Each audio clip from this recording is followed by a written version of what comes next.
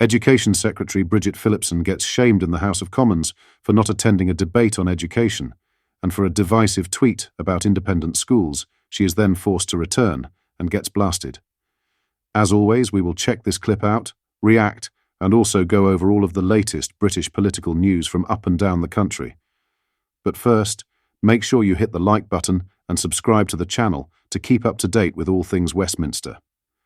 So, as stated in the intro, Education Secretary Bridget Phillipson gets shamed in the House of Commons for not attending a debate on education and for a divisive tweet about independent schools. And what followed, well, was gold. Check the clip. I thank the Shadow Secretary of State for giving way. I just want to take him back to a brief point that he mentioned regarding the Shadow Education Secretary's tweet, which I thought was disgraceful. The divisive language behind that tweet. The divisive language behind that tweet.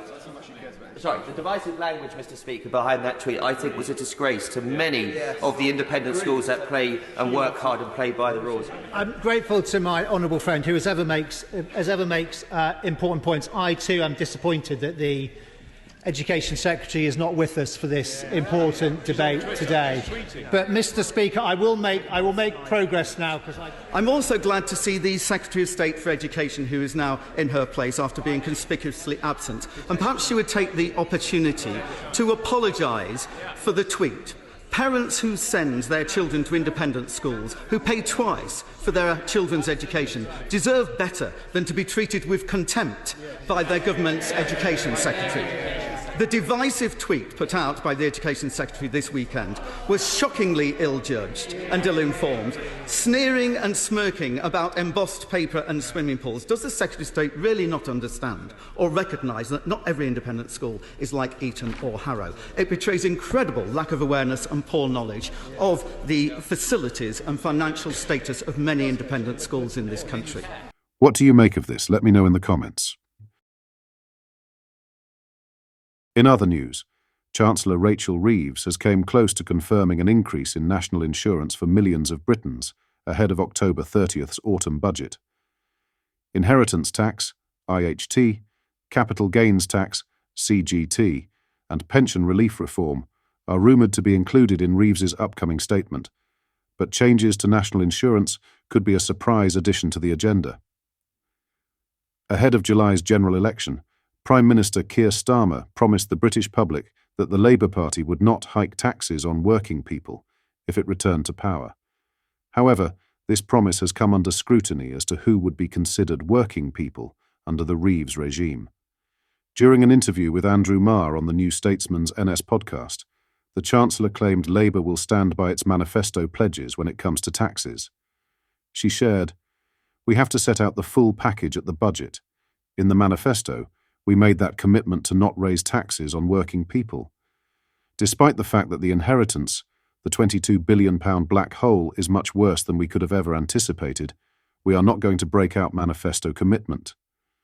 When pushed by Marr over whether this pledge extends to national insurance contributions for everyone, including employers, the Chancellor said the commitment was reserved for working people.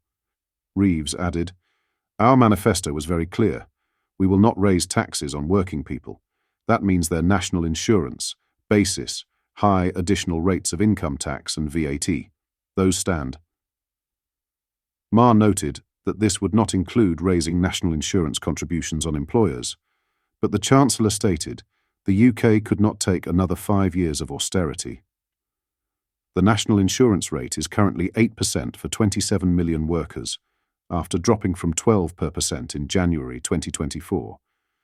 Under the last Conservative government, the former Chancellor Jeremy Hunt claimed his party had saved the average worker on £35,000 around £900.